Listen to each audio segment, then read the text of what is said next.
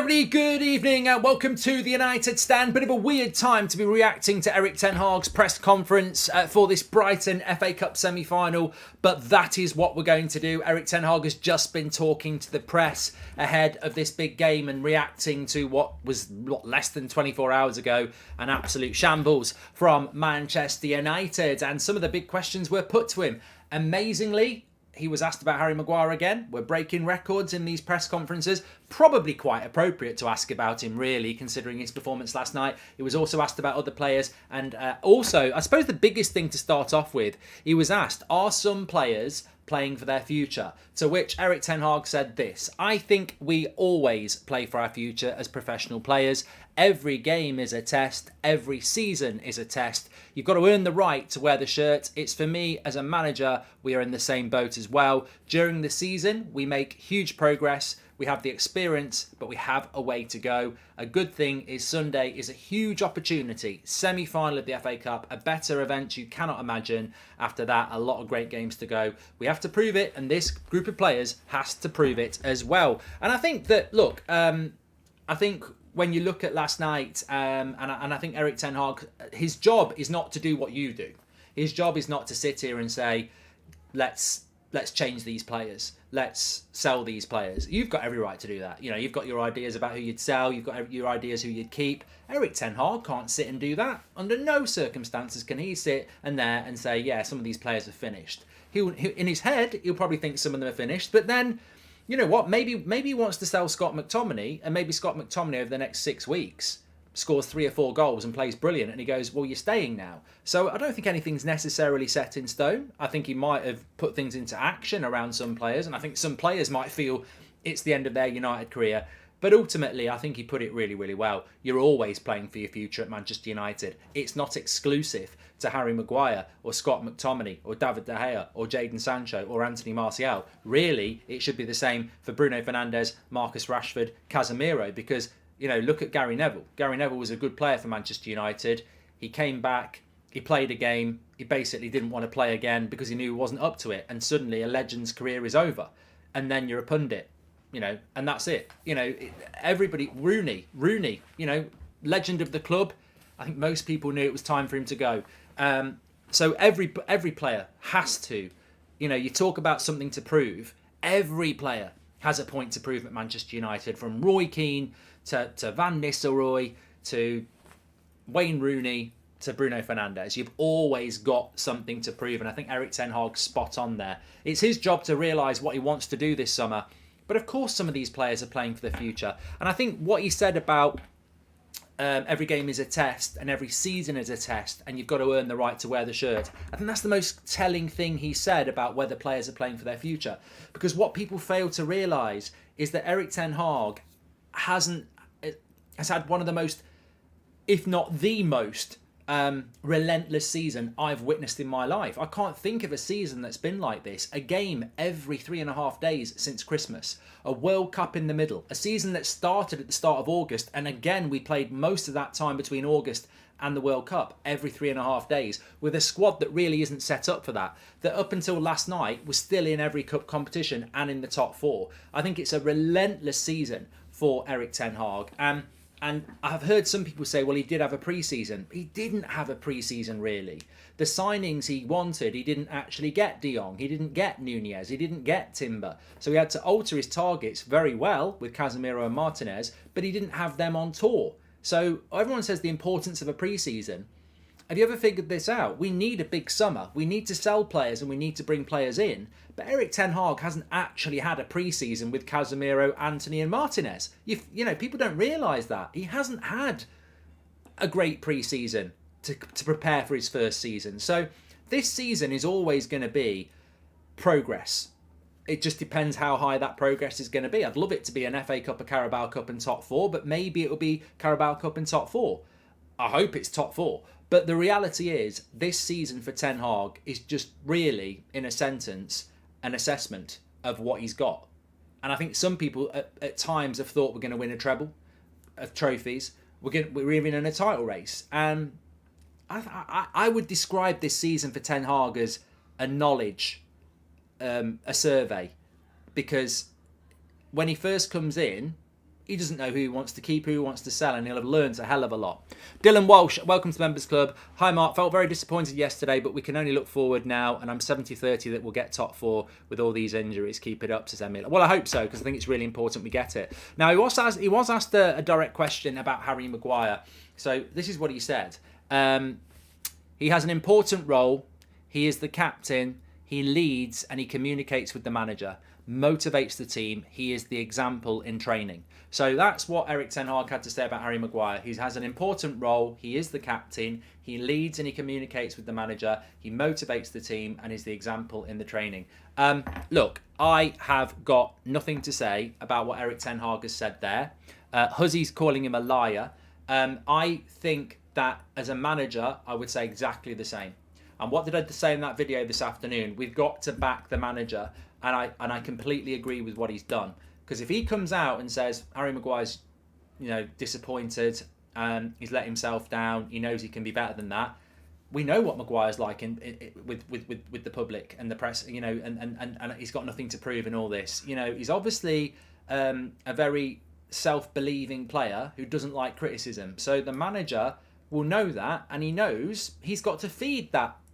Harry Maguire only did an interview a few weeks ago saying, I've got nothing to prove, I play for Man United, I play for England. So Ten Hag said exactly the right things, because some would say he's deluded, but he's certainly somebody who's got a very high opinion of himself. So the manager has to feed that. Of course he does, because if he doesn't, he's got a centre-back that he needs, and he's upset him. So I think Erik ten Hag is absolutely correct to say everything he's said about Harry Maguire there. Absolutely right. He has to try and get the best out of Harry Maguire.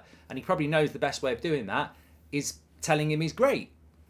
Now, I don't have to worry about that, and you don't have to worry about that, because I'm not coaching Harry Maguire. All I would say is that when Ten Hag says that he has an important role, he leads and he communicates with the manager, he motivates the team, and he is the captain. Well, I'm sorry, Eric. You might not be able to tell the truth, or you might believe that's the truth, but we've all watched thousands of football games, haven't we, individually? I watched that game last night. It's the most recent 90 minutes I've watched. That team was leaderless, cowardly, and a shambles. Harry Maguire was the captain. It's not the first time that's happened with him as the captain. So whatever he does in training, whatever influence he has in the dressing room, and whatever he does to motivate the players, it's not enough. I'm not saying he's not doing it, but it's not enough, because we got demolished last night. We got dominated last night. He's not a captain for me. He's not even a centre-back for Man United, but he's not a captain. But Harry Maguire has to find a way to find some form in the next week, and Erik ten Hag has to find a way to do that.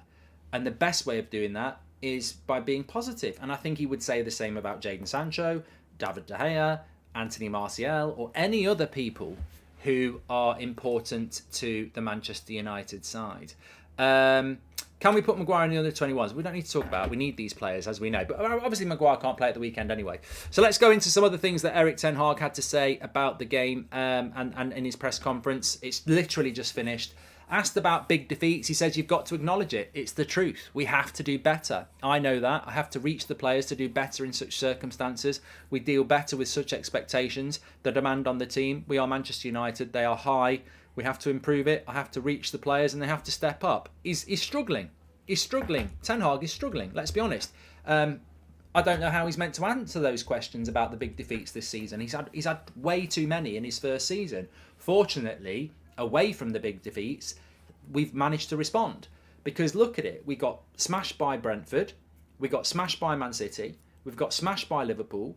We've been smashed by Newcastle. And we've been smashed by Sevilla. Like, they're big, big beatings. And we have lost other games. We've had 5 big beatings this season. And yet we're in the top 4. And yet we've won a trophy. And yet we're in another semi-final. And some of those teams that have handed beatings to us would kill to be in our position. Especially Liverpool and Brentford. So, look, it's a problem. It's an identity problem. It's a culture problem. It's a mentality problem. And again, I go back to what I said a couple of minutes ago. Erik ten Hag cannot solve all our problems in 1 year. It's never going to happen. And I think, despite the culture problems, and let's not forget, a year ago, we knew this. A year ago, we were talking about the toxicity, the weak mentality, the blame culture. He can't change all that in one season. I think he's done a bloody good job to do what he's done with a culture like that in the club. Obviously, it still exists. You can't just get rid of it. You know, it's like painting a wall that's orange with one coat of white paint. You'll still get a bit of orange coming through. He needs a few more coats of paint, and that for me is an analogy about he needs a few more transfer windows, because the remnants of last season is still seeping through every now and again. And I think he will get there. But I think some people are just trying to... I was listening to the radio today and there was these question marks about Ten Hag, and I'm like, ultimately, look, every manager makes mistakes. Sir Alex made mistakes. Pep made mistakes. They all make mistakes. I think it's what makes them human. But I think Ten Hag's done a very, very good job. And I think the big thing about Ten Hag will be whether he can keep going and improving, which he definitely is. He's asked about bouncing back. We've bounced back. I always think about a refresh. I have a squad, but I also know that this season we had bad defeats, bad performances. We bounced back. I'm convinced we can do it again. We have the experience, which I think is what we were just saying there. It's we know that we've had bad results, but we still have a good season. That is evidence that we do have that bounce back ability. As much as it's annoying and we all hate that we go again and it won't happen again, and we know it will happen again, we've just got to make sure. I'm sure we'll get another beating this season. You know, if you average it out across the season, we will get another one at some point before the end of the season. The key is to acquire enough points and avoid it in the cup, and therefore we'll get top four and win a cup, hopefully. What do all these defeats teach you? He was asked. In this moment, I don't think about the summer. I'm thinking about improving this team and these players. That's my job with the coaching staff and the players. We have all our focus on the process and not on other processes that will distract us. I know this group of players can do better. They've proved it so many times. We've made huge progress this season, but we have steps to go. We have a lot of games to play, and we've got lots of occasions to prove it. So look, I think that's just about focusing in on the here and now. Again, I did this video earlier where I said we've got to back them. And I know it's very difficult after a bad result because you feel like lashing out. But some of the stuff that's being discussed, we can't get rid of players now. We can't buy players now. We're in the midst of a really important 6 weeks where we've still got 8 Premier League games to go.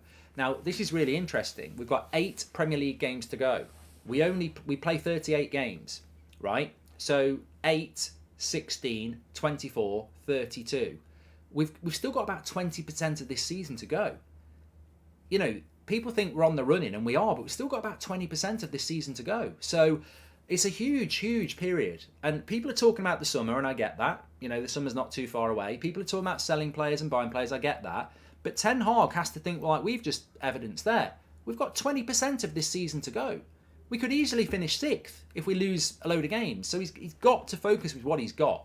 100%. He was asked about whether he's going to get the players running again like he did after the Brentford game. He says, I don't go running with them today. We don't have time. We know we didn't match the standards yesterday.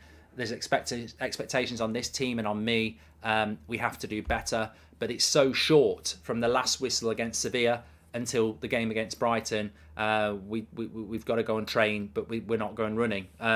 Which, you know, that look, the turnaround's ridiculous. Thursday night to Sunday afternoon, we know that. That's the Europa League. That's the way it is. But no running.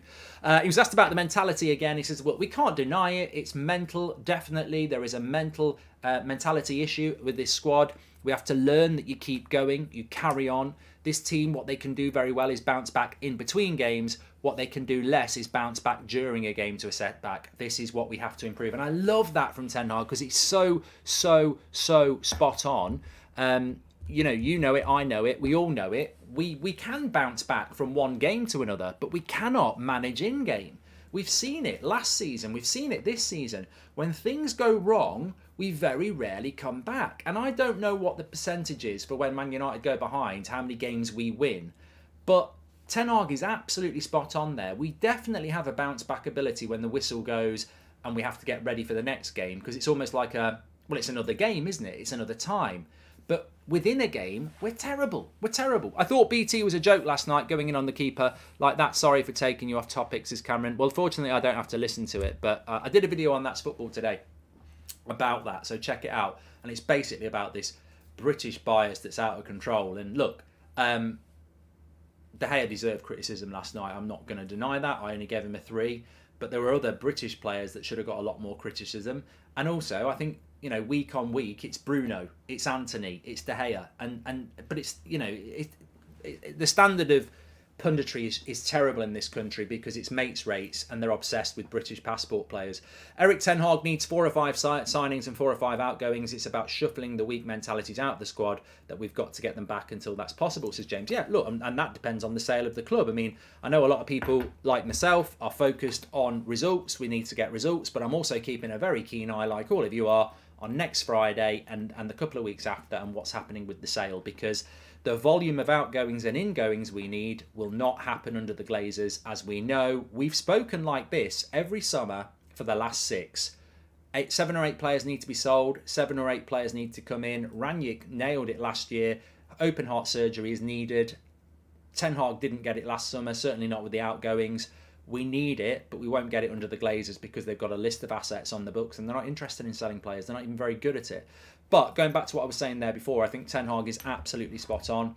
There is a real issue in that team and it infects others. Martinez, Casemiro, Varane, Anthony, Eriksen, strong-minded players that are quite recently into the club. They become infected by the problem that's been at that club for a few years now. Within a game, if we go 1 or 2 behind, we're done. There ain't no way we're coming back. And that is a mentality issue, like Ten Hag says. We don't have that bounce back ability within a game. We have it between games, but we don't have it in game. It's weird. You just know. And I remember Ray was saying it in the chat last night, and I was talking about it in the watch along. You know from the first 10 minutes what United you're going to get. And it can change at half time, but really the game tends to be dictated. And if we go behind, you pretty much know we're in trouble. We were a shambles last night, but stop all the hate, guys. It's not worth it. We're Manchester United. Let's finish the season off and strong. And I agree with that, Sujoy. I think we've just got to get to the season, end of the season, and trust Eric Ten Hag. And look, I'm not the manager. I'm not scared to say it. I mean, the constant going in on De Gea this season I found very unpalatable because he has to be our goalkeeper till the end of May, and I don't think it's constructive to just keep going on and on and on. I mean, I've seen so-called United fans just saying, I hate this guy, and I'm like, bloody hell. It's a bit harsh. He is a legend of the club no matter what. You can say you want him to go, but God, have some bloody respect. He ain't Harry Maguire and he ain't Scott McTominay. He's actually done stuff in a Man United shirt. He's been your player of the year multiple times. He deserves some respect. And this fan base should give him respect because we're better than that. But ultimately, until we get to May, we need him anyway. Because anyone who thinks that Butland or Heaton are anywhere near the level of De Gea, they're smoking. They're absolutely stupid. So we've got to get to the end of May. And if Eric Ten Hag decides to move David De Gea on, I will back that decision. I'll be very sad, but I will back that decision. I'm not going to start here moaning or anything like that. The manager must be allowed to manage. And if he wants to do that, he wants to do that. Mojo says we've got to play Butland next game. Mojo, you are so close to getting blocked. You are absolutely full of shit. I think the last 6 comments you've done get progressively worse. I know you're doing it for a troll, but, we've got a better community than that. You're not even funny. You're thick. Anyway, let's move on. Man United have left themselves in a really bad situation with De Gea as well, by the way. Can I just say this? People are saying don't renew his contract. These are the same hypocrites who moaned when we let Ander Herrera walk out the door. Anybody who's saying let David De Gea leave for free, does money not matter anymore then? Are we not trying to buy players in the summer? Like, I can't believe that people are saying let him go for free. He's still a £20 million goalkeeper, at least. But he's still got a value. That 20 million, we can't turn our back on 20. You can't just let people walk out the door for nothing. Like, De Gea's not 36. He's still early 30s. He's still a £20 million goalkeeper, at least. You can't just go, oh, let him go because I don't like him anymore. There's still a monetary value. You can't let his contract run down. So we've left ourselves in a difficult situation there. I wouldn't let Maguire go for free. You've still got to get 40 million for him. I wouldn't let McTominay go for free. There's Dean Henderson. I don't want him anywhere near the club. He's still got to get 25 million for him. Brandon Williams, you've still got to try and get 10. All that money adds up. You can't just let a player walk out the door because you don't want him in goal anymore. That 20 million really helps us in buying a new goalkeeper. So we've got, you can't, the amount of people today who've said, well, just don't give him a new contract, let him go.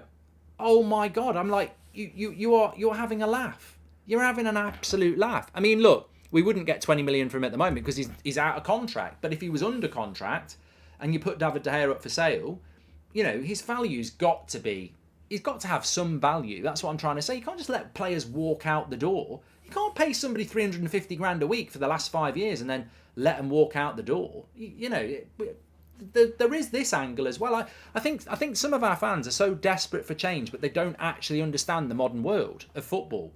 You can't, I think if some people had their way, they'd go Maguire, McTominay, Sancho, De Gea, just get rid of them for nothing. Oh, we paid 80 for one, 75 for the other. McTominay's got a value of about 25, and De Gea, we've been paying him 350 grand a week for the last few years. You can't just let that walk out the door. The impact that would have on our financial fair play would be disastrous. So, that's the side of thing you've got to consider as well.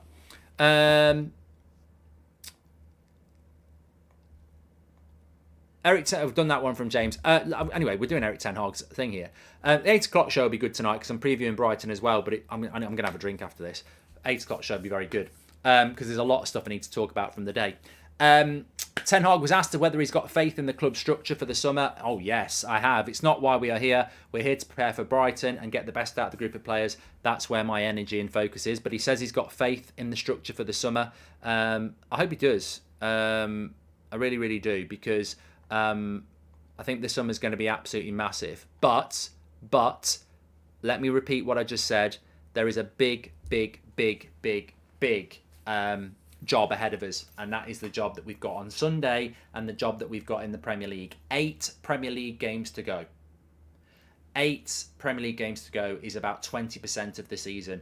People think, we're only 1 or 2 wins away from getting top 4. 20% of the season still to go. We've got a huge job on our hands, and we need to get behind this team. If you missed my video at lunchtime, give it a watch. Back them.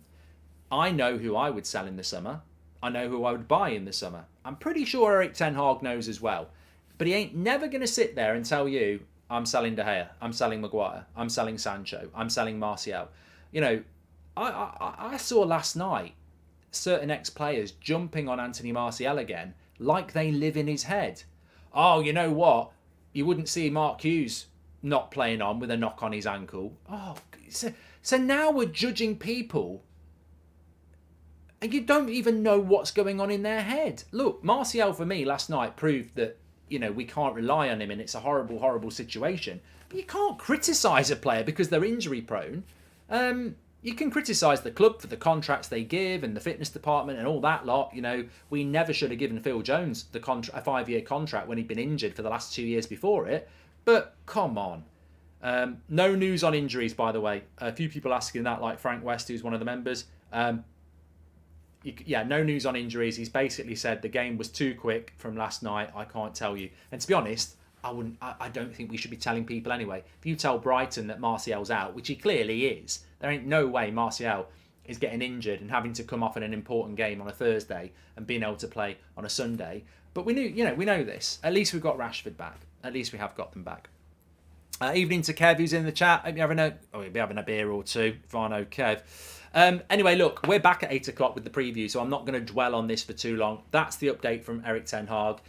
Yes, people are playing for their future, but ultimately the immediate future is what matters. We've got to get behind this manager, we've got to get behind this team, and then we get to the summer. And what amazes me is I think some people are so impatient, they feel they have to be vocal with every minute of every day about the players that they want to get rid of. You're not trusting the manager. You don't need to tell everybody every second of every day on social media or on our live chat what players you don't like and what players need to be sold, because you think if you don't mention it every minute of every day, it won't happen. Eric Ten Hag is an obsessive, methodical coach. He will know everything you know and more because he coaches them every day. He will know what players aren't good enough. And rest assured, a lot of the players that aren't good enough are going to be exactly the players you're sorting about. But he cannot do it until the summer. So he has to get behind these players. He has to get these players up to the best level he can. And we have to back the manager. And it starts on Sunday. We're going to do the preview at 8 o'clock, but it's a Friday night show as well. So it'll be a different kind of... I'm going to start now. I'm ready. But I will see you at 8 o'clock. And look, the one thing I would say is I think he does need to make changes. And the team needs to perform a lot better. I'll see you at 8 o'clock. Glennie says it'd be difficult, Mark. If we had the extra year, 350k a week, which he won't get anywhere else, he may say he would run that year down anyway, says Glennie boy. Look, I just think typically Manchester United handling contracts badly. But we'll talk about that at 8 o'clock. Thanks everyone for watching. Smash a like on the video. I'll see you at 8. Friday night show. It probably will be 8:05, Brandon, but I'll try. Speak to you in a bit, everyone. Don't forget to check that video out on That's Football as well, because it's really about Man United and this British bias over foreign players. Check it out on That's Football. I want to see your comments on there. See you.